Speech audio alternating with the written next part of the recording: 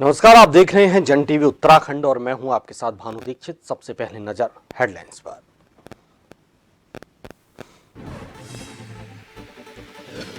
उत्तर प्रदेश के मुख्यमंत्री योगी आदित्यनाथ का आज उत्तराखंड दौरा। पौड़ी, रुड़की और देहरादून में की जनसभा। बीजेपी प्रत्याशियों के लिए मांगे वोट।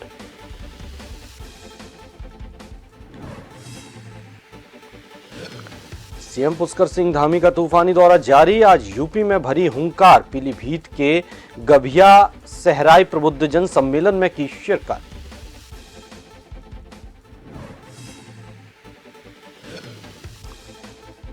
बागेश्वर में नदी में गिरी कार, 4 लोगों की मौत। बालीघाट धर्मगढ़ मोटर मार्ग पर सुबह करीब 4 बजे हुआ हादसा।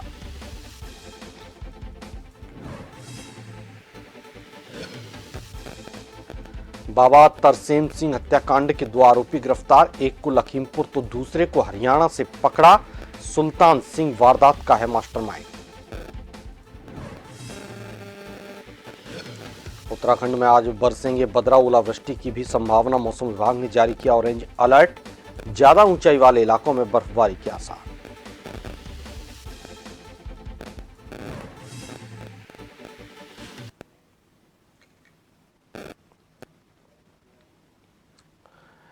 खबर विस्तार से। खबर खटीमा से है, जहां मुख्यमंत्री पुष्कर सिंह धामी ने यहां दौरा किया और बीजेपी प्रत्याशी के समर्थन में रोड शो किया। बता दें कि सीएम धामी का तूफानी दौरा लगातार जारी है। खटीमा में जनसभा करने के बाद आज सीएम पुष्कर सिंह धामी उत्तर प्रदेश जाएंगे, जहां पर पीलीभीत लोकसभा सीट के मतदाताओं को साधेंगे। पीलीभीत में प्रबुद्ध जन सम्मेलन में शिरकत करेंगे।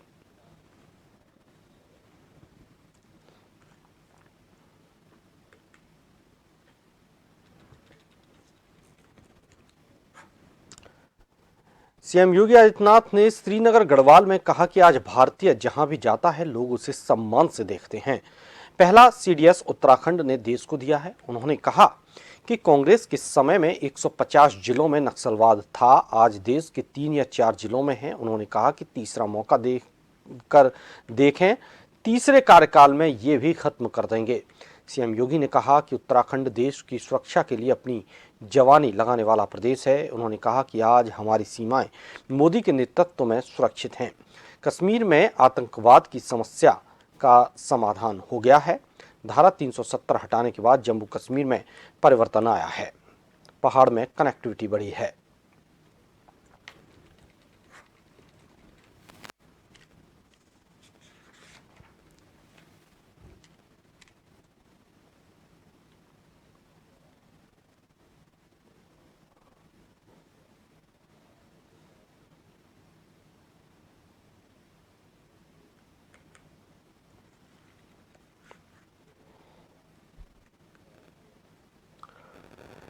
पंद्रह अप्रैल को मसूरी में भारतीय जनता पार्टी के राष्ट्रीय अध्यक्ष जेपी नड्डा का दौरा है, जिसको लेकर भारतीय जनता पार्टी के कार्यकर्ताओं में खासा उत्साह देखा जा रहा है।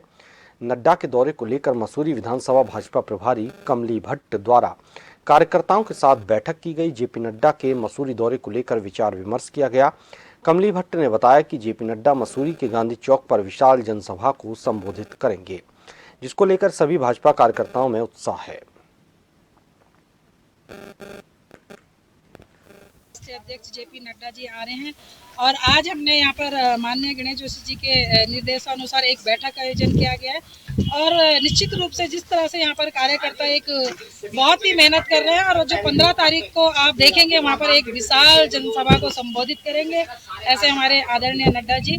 और भारी संख्या में वहाँ पर एक जन सलाब के रूप में लोग आएंगे और भारी भव्य स्वागत उनका होगा। देखिए भारतीय जनता पार्टी हम लोग तो चुनाव जीते ये सोच के ही चल रहे हैं, लेकिन हमें ओवर कॉन्फिडेंस में नहीं होना है और हर एक कार्यकर्ता भाजपा का हर एक देवतुल्य कार्यकर्ता काम कर रहे हैं, मेहनत कर रहे हैं और जो मोदी जी की योजनाएं हैं, माननीय धामी जी की योजनाएं हैं, वो जन जन तक पहुंचे, अंतिम छोर तक व्यक्ति तक पहुंचे। उत्तराखंड भाजपा के वरिष्ठ नेता पूर्व मुख्यमंत्री और पौड़ी सांसद तीरथ सिंह रावत ने प्रेस वार्ता कर केंद्र सरकार की उपलब्धियां गिनाई। इस दौरान तीरथ सिंह रावत ने कई मुद्दों पर खुलकर बात की। इसी कड़ी में उन्होंने लोकसभा चुनाव 2024 में उनका टिकट कटने पर भी प्रतिक्रिया दी, लेकिन तीरथ सिंह रावत टिकट कटने को लेकर किए गए सवाल के जवाब में काफी असहज नजर आए और उन्होंने कहा कि पार्टी में किसी का टिकट नहीं काटा जाता है, बल्कि जिम्मेदारियां तय की जाती हैं।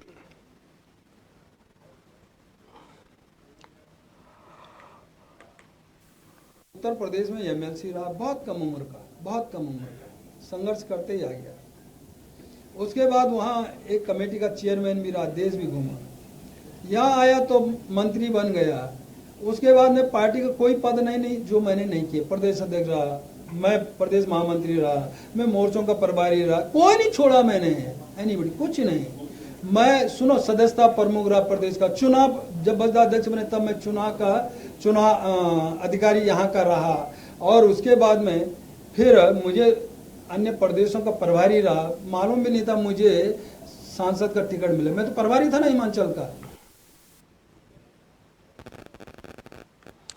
उत्तराखंड के विधानसभा में 4 बार प्रतिनिधित्व कर चुके उत्तराखंड क्रांति दल के प्रदेश अध्यक्ष और पूर्व विधायक काशी सिंह ऐरी ने मुरादाबाद रोड स्थित एक होटल के सभागार में पत्रकारों से वार्ता करते हुए बताया कि लोकसभा चुनाव में उनकी पार्टी 5 सीटों में से 3 सीटों पर चुनाव लड़ रही है और 2 सीटों पर उन्होंने समर्थन दिया है।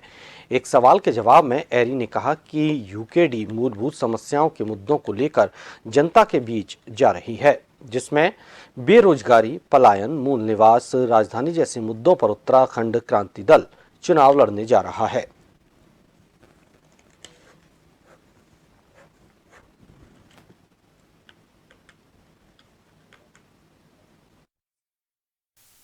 उत्तराखंड क्रांति दल 5 में से 3 सीटों पर लड़ रहा है।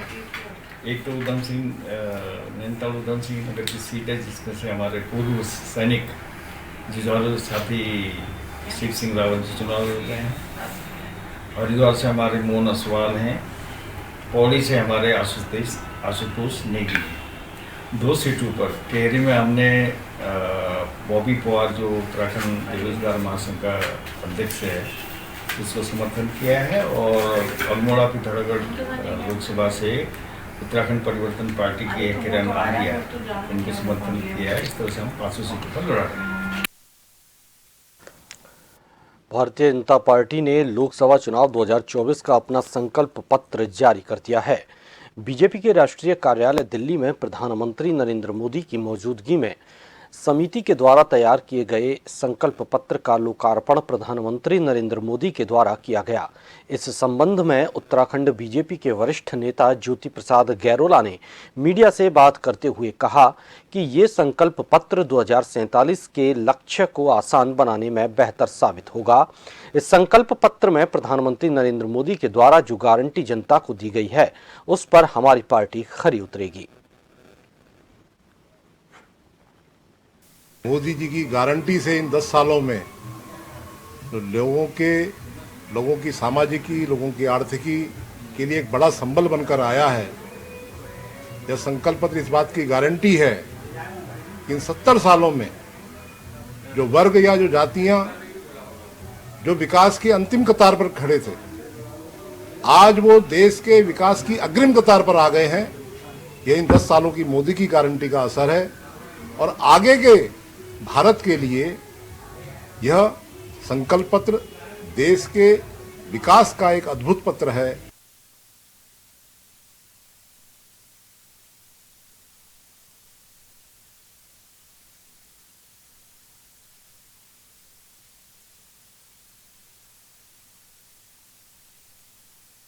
24 को लेकर कांग्रेस और बीजेपी के बड़े नेताओं का उत्तराखंड में चुनावी सभाओं में संबोधन जारी है।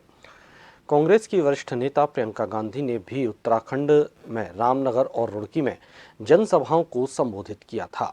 प्रियंका गांधी वाड्रा के संबोधन को लेकर भाजपा ने पलटवार किया है। बीजेपी की वरिष्ठ नेत्री ममता काले ने प्रेस वार्ता कर कहा कि प्रियंका गांधी देवभूमि की धरती पर आकर कई सारे झूठ बोल गई हैं। साथ ही उन्होंने कहा कि अगर प्रियंका गांधी वाड्रा को महिलाओं का इतना ही ध्यान है तो उनके दल के कई ऐसे नेता हैं जो महिलाओं पर अभद्र टिप्पणी कर चुकी हैं, लेकिन उनकी पार्टी द्वारा उन पर कोई कार्रवाई नहीं की गई।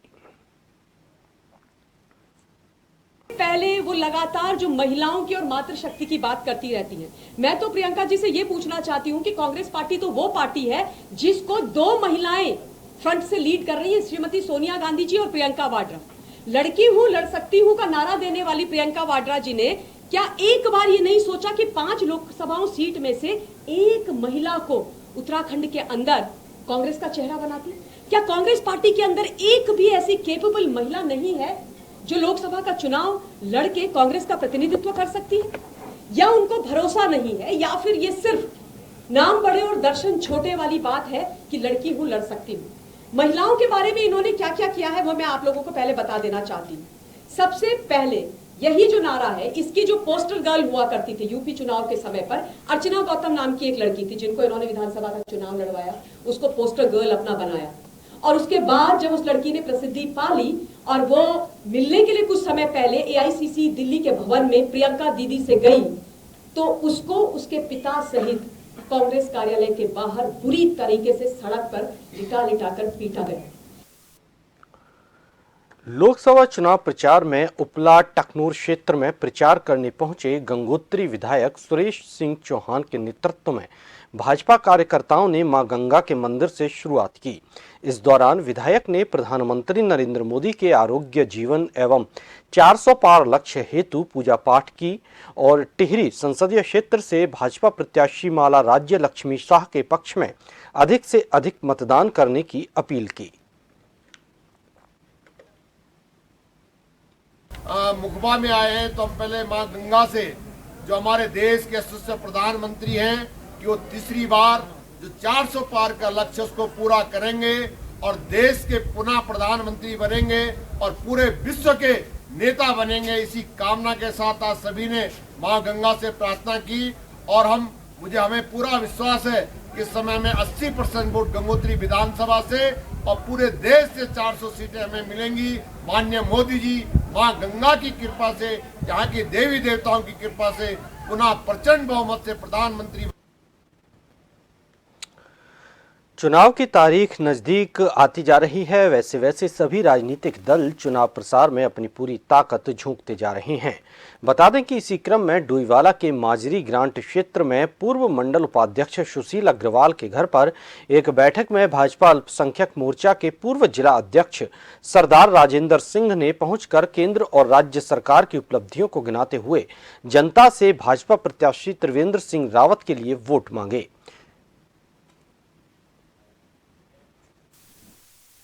आज हमने सुशील अग्रवाल के घर में छोटी सी मीटिंग रखी जिसमें करीब से 20-25 कार्यकर्ता हमें मिले हैं और उसमें हमने ये बात रखी त्रिवेंद्र रावत जी को जो प्रत्याशी बनाया उसने हमें वोट देकर पूरा सफल बनाना है, 400 वोट पार करना।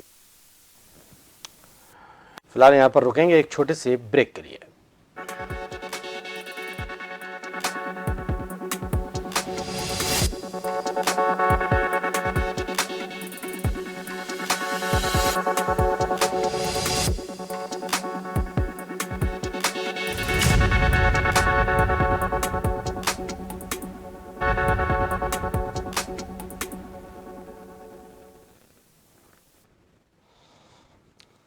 ब्रेक के बाद आपका स्वागत है। आगे बढ़ते हैं। प्रदेश में मौसम का मिजाज भले ही नरम हो, पर लोकसभा चुनाव के लिए चुनावी पारा पूरी तरह से ऊपर चढ़ चुका है।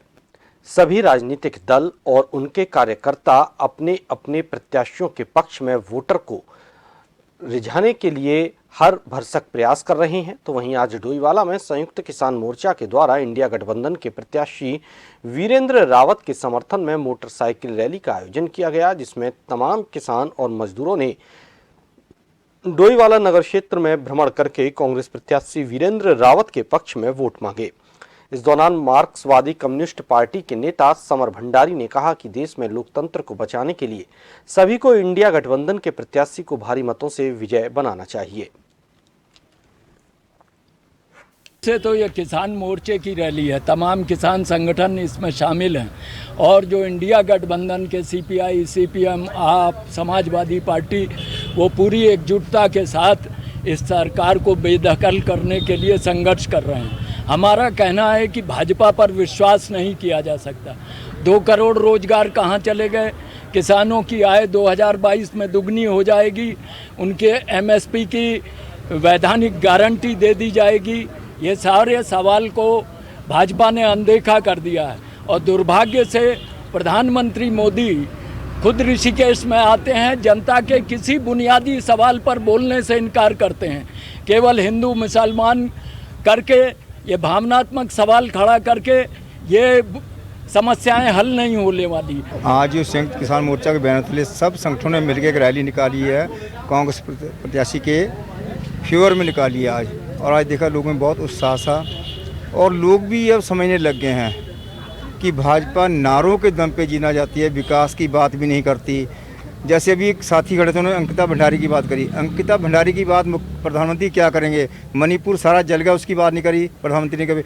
ना कोई विकास की बात करी, एक राम मंदिर की बात करी। राम मंदिर, हम भी राम को मानने वाले, सब लोग राम को मानने वाले हैं, जितने भी हिंदू हैं सब मानते हैं। उनमें से राम भारतीय संविधान के रचयिता और समाज सुधारक भीमराव अंबेडकर की जयंती पर जगह जगह कार्यक्रमों का आयोजन किया गया। तो वहीं उत्तराखंड के अलग अलग हिस्सों में डॉक्टर भीमराव अंबेडकर की प्रतिमा पर माल्यार्पण कर उनके संघर्ष को याद किया गया। इस दौरान देहरादून में आयोजित कार्यक्रम में कांग्रेस प्रदेश अध्यक्ष करण महरा के नेतृत्व में कांग्रेसियों ने श्रद्धा सुमन अर्पित किए। कांग्रेस प्रदेश अध्यक्ष करण महरा ने कहा कि बाबा साहब ने अनुसूचित जातियों, जनजातियों और समाज के पिछड़े वर्गों के लिए अतुलनीय संघर्ष किया है। उन्होंने सामाजिक भेदभाव को दूर करने और समानता का सिद्धांत लागू करने के लिए भारतीय संविधान का मार्ग चुना। राजनीतिक दौरा था और ऐसा लगा कि उत्तराखंड की हर नब्ज को जानती हैं। यहाँ के जो हमारे इशू थे, चाहे वो अंकिता भंडारी मर्डर केस है, चाहे वो अग्निवीर योजना है, चाहे जोशीमठ का मामला है, चाहे केदारनाथ में सोनी की चोरी है, चाहे वो यहाँ भर्ती घोटाले, SSC भर्ती घोटाला, पटवारी पेपर, लेकिन सब पर उन्होंने फोकस डाला है। और किसानों की समस्या से लेकर हर धर्म के लोगों के लिए जो संदेश देना था उन्होंने देने का काम किया। उससे लगता है कि वो अच्छी तरह कनेक्टेड थे। डॉक्टर भीमराव अंबेडकर जो हमारे संविधान निर्माता थे, महान समाज सुधारक थे, और आज उन्हीं के ही नेतृत्व में बना हुआ यह संविधान पूरे देश भर में लागू हुआ। उसी संविधान के आधार पर हम देश की विकास की गाथा को आगे बढ़ाने का काम करते हैं। और यह हम अपना सौभाग्य मानते हैं कि डॉक्टर अंबेडकर जी के सम्मान को लेकर, उनके गौरव को लेकर, उनके संविधान को लेकर जिस प्रकार के कार्य भारतीय जनता पार्टी ने की हैं, डॉक्टर अंबेडकर जी के पंच तीर्थों का विकास और डॉक्टर अंबेडकर जी के कृतित्व और व्यक्तित्व से जुड़ी हुई एक एक विषय को जिस प्रकार से भारतीय जनता पार्टी ने गौरवान्वित करने का काम। और इस वक्त आपको सीधे लिए चलते हैं टिहरी गढ़वाल में, जहां उत्तर प्रदेश के मुख्यमंत्री योगी आदित्यनाथ जनसभा में शिरकत कर रहे हैं। माला राज लक्ष्मी शाह के समर्थन में वे यहां चुनावी जनसभा में पहुंचे। साथ में अपने चुनाव प्रभारी आदरणीय दुष्यंत कुमार गौतम जी से निवेदन करना चाहता हूं कि उनका स्वागत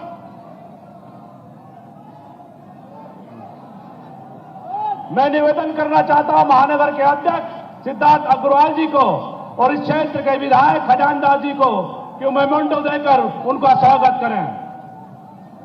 मैं निवेदन करना चाहता हूं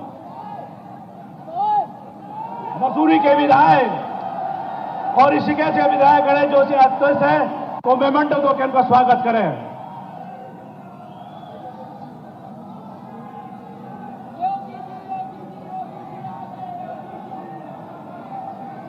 मैं टिहरी लोकसभा की यशस्वी प्रत्याशी श्रीमती माला लक्ष्मी शाह से निवेदन करना चाहता हूं कि आप अपना संबोधन प्रस्तुत करें।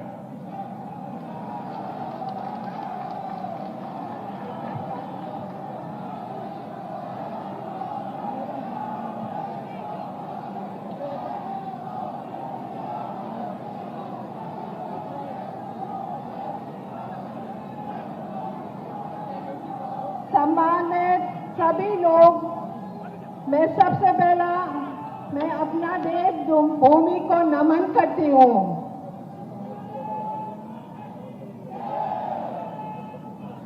और मंच पर उपस्थित आज के मुख्य अतिथि आदरणीय श्री योगी जी आदित्यनाथ जी, प्रदेश अध्यक्ष जो यहाँ पर महेंद्र बच्चे आने का था, आ नहीं पाए, हमारे चुनाव प्रभारी श्री दुष्यंत कुमार जी, राज्यसभा सांसद नरेश बंसल जी, उत्तराखंड सरकार के मंत्री श्री गणेश जोशी जी, प्रेम अग्रवाल जी, सभी सम्मानित मेरे क्षेत्र के विधायकगण और सभी प्रभारी और सभी विधानसभा के और सभी लोग यहाँ आए और मेरे आगे मेरे जनता जनार्दन जो यहाँ खड़े हैं, मैं आप सबको मेरा प्रणाम करती हूँ। आज हमारे सौभाग्य है कि आदरणीय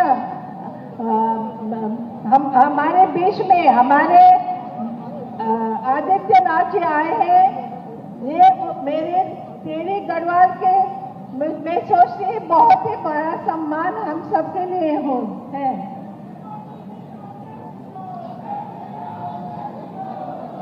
आज आप लोग सब जानते हैं,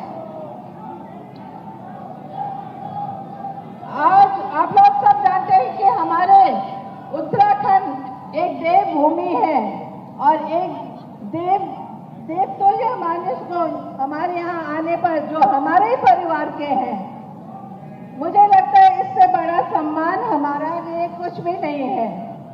ये मैं जानती हूँ, जो आप लोग भी जानते हैं कि उत्तर प्रदेश को जिस तरह से आदरणीय आदित्यनाथ जी ने संभाला है, हम सबको बहुत गर्व है। मैं आप लोग से ये भी कहना चाहती हूँ, समय बहुत कम है, मगर यह हम सब जो 10 साल में हमारे बीजेपी सरकार ने किए हैं, ये काम आप सब जानते हैं, और जो 60 साल में नहीं हुए हैं काम हमारे सरकार ने किए हैं। हमारे पुष्कर सिंह धामी जी ने भी, हमारे सेंटर और स्टेट ने जो काम किए सब आप जो सभी जानते हैं, इसको मुझे बोलने का जरूरत नहीं है। यहाँ सभी सम्मानित बैठे हैं, मेरे परिवार बैठे हैं, और आज मैं ये भी कहना चाहती हूँ क्योंकि हमारे यहाँ एक और हमारे बीजेपी में शामिल हुए हैं भाग्य, जो वैसे तो पहले भी हमारे परिवार थे, मगर आज हमारे बीजेपी परिवार में सम्मिलित हो गए। आगे बढ़ते हैं। डोईवाला परवादून बार एसोसिएशन के अधिवक्ताओं द्वारा संविधान निर्माता बाबा साहेब भीमराव अंबेडकर की 133वीं जयंती के अवसर पर बाबा साहेब की तस्वीर पर पुष्पमाला अर्पित कर सभी अधिवक्तागणों ने उन्हें श्रद्धा सुमन अर्पित किए। इस अवसर पर परवादून बार एसोसिएशन के अध्यक्ष फूल सिंह लोधी ने कहा कि बाबा साहेब आम्बेडकर द्वारा रचित संविधान सभी को समानता के अधिकार के साथ साथ जात पात ऊंच नीच को मिटाकर हमें हमारे मौलिक एवं संवैधानिक अधिकार प्रदान करता है।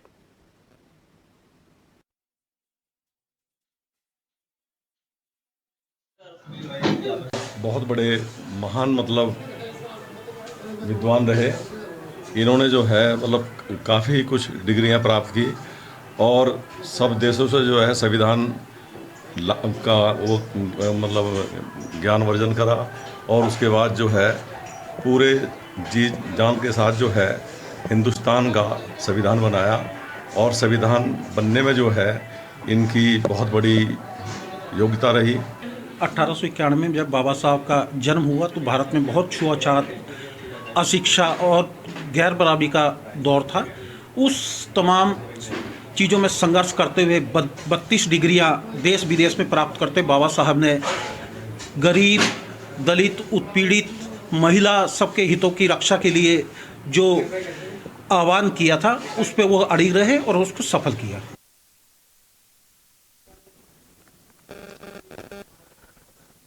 लालकुआं विधानसभा के गौलापार क्षेत्र में कांग्रेस पार्टी ने जनसंपर्क अभियान चलाया। इस दौरान कांग्रेस एससी विभाग के प्रदेश उपाध्यक्ष इंद्रपाल आर्य के आवास पर जनसभा का आयोजन हुआ। कांग्रेस प्रत्याशी प्रकाश जोशी ने भाजपा सरकार की जनविरोधी नीतियों से लोगों को अवगत करवाया। साथ ही अपने लिए आशीर्वाद मांगते हुए कहा कि यदि उन्हें मौका मिला तो वो विकास कार्यों के नए आयाम स्थापित करने का काम करेंगे।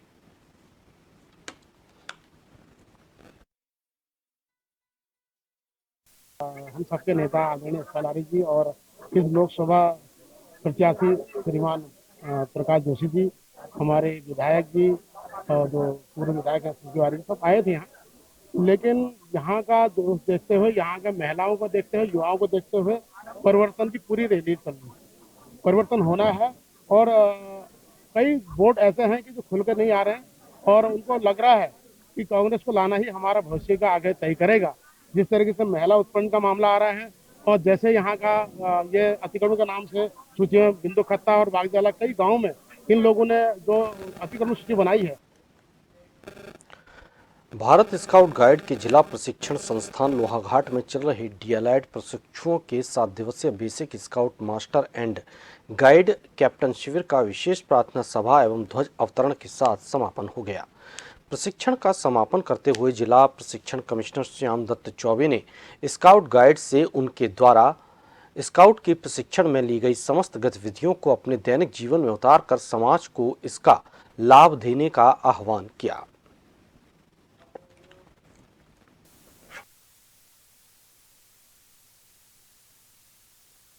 हमारे इस जनपद के जो डीएलएड प्रशिक्षु थे हमारे डाइट के, इनका 7 दिवसीय बेसिक स्काउट मास्टर शिविर का यहाँ पर विधिवत समापन हो गया।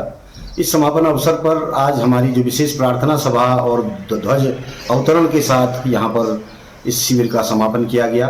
जो 35 हमारे डीएलएड प्रशिक्षु थे, उन्होंने यहाँ पर बहुत ही लगन से हमारे इस कैंप का यहाँ पर लाभ उठाया और पूरे समय के दौरान हमारे 7 दिवसीय में नियम प्रतिज्ञा से लेकर के हमारे टेंट पिचिंग, गांठ बंधन, पाइनियरिंग, कंपास, मानचित्र ज्ञान आदि से लेकर के आप। इसी के साथ जन उत्तराखंड में फिलहाल इतना ही। लगातार अपडेट्स के लिए आप देखते रहिए जन टीवी।